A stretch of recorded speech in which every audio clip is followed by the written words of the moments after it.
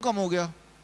तो उसका आंसर कहीं यहां छुपा हुआ है, ग्रेविटी एज मेडिसिन। अगर आपके घर में कोई भी दवाई लेता है, किसी भी चीज की दवाई लेता है, बीपी की, शुगर की, राइट, कोलेस्ट्रॉल वाली दवाई, तो उनको ये बता देना कि वो दवाई लिया, डॉक्टर ने जितना डोज बताया, ठीक है ना, मान लो 500 mg मेटफॉर्मिन लेना है तो 2 बार लेना है, तो 500 mg डॉक्टर ने बताया।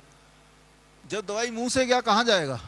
पेट में जाएगा ना। वो तो पेट में जाने के बाद अब पेट डिसाइड करेगा कि उसको कितना ब्लड में भेजना है, कितना लिवर में भेजना है, कितना स्टूल में जाएगा, वो पेट डिसाइड करेगा ना। डॉक्टर ने तो ये डिसाइड किया कि आपके मुंह के अंदर कितना जाना चाहिए, लेकिन उस मुंह के अंदर जितना गया उसमें से पेट में से ब्लड में जो जाएगा वही आपके बॉडी में असर करेगा, जो भी असर करना उसको।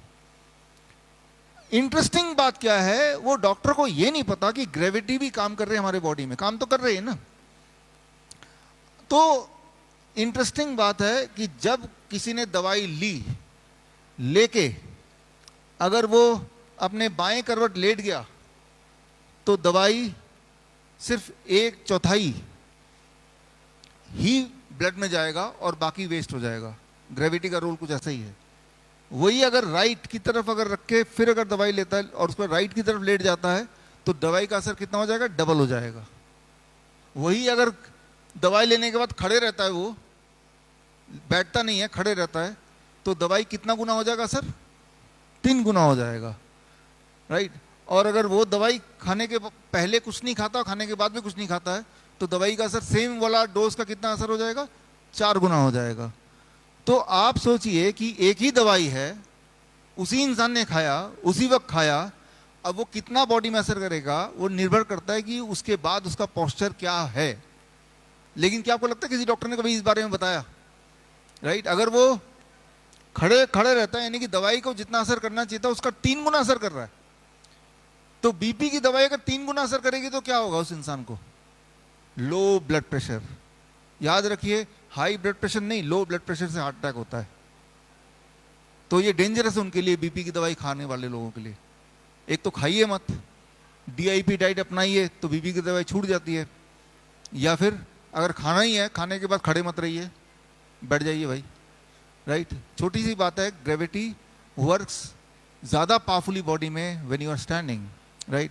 तो ये इंटरेस्टिंग एक फील्ड है जिससे हम किसी की जान बचा सकते हैं, सिर्फ ये बता के भाई जब आप खड़े होके रहते हैं खाना दवाई लेने के बाद, और अगर ब्लड शुगर की दवाई है और आपने खाया और उसके बाद बैठे नहीं, चलने लगे, खड़े होने लगे, तो उसकी असर 3 गुना हो गई जितना होना था एक्सपेक्टेडली।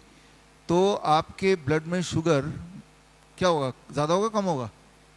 कम हो जाएगा। Low blood sugar, hypoglycaemia. याद रखिए, हाई ब्लड प्रेशर अगर, हाई ब्लड शुगर अगर किसी का रहता है 300, 350, 400 ब्लड शुगर, कई कई महीने लगेंगे उसके ऑर्गन के फेल होने में। लेकिन अगर लो ब्लड शुगर हो जाता है तो कुछ घंटे के अंदर ही वो ऑर्गन फेल हो सकता है, कोमा में जा सकता है, मर सकता है। High blood sugar is dangerous over a period of many months. Low blood sugar is dangerous with in few hours. और लो ब्लड शुगर कब होगा? जब ग्रेविटी का रोल हावी हो जाएगा। वो कब हावी होगा? जब वो खड़े रह के वही वाला दवाई लेगा, खड़े रहेगा उसके बाद भी, तब। तो ये एस्पेक्ट अगर हमने इग्नोर किया तभी फर्टिलिटीज होती है, तभी मौतें होती हैं। फिर लोग सोचते इसको हार्ट अटैक क्यों आ गया, राइट, अचानक क्यों कोमा में चला गया, अचानक ब्लड शुगर क्यों कम हो गया? तो उसका आंसर कहीं यहां छुपा हुआ है, ग्रेविटी एज मेडिसिन।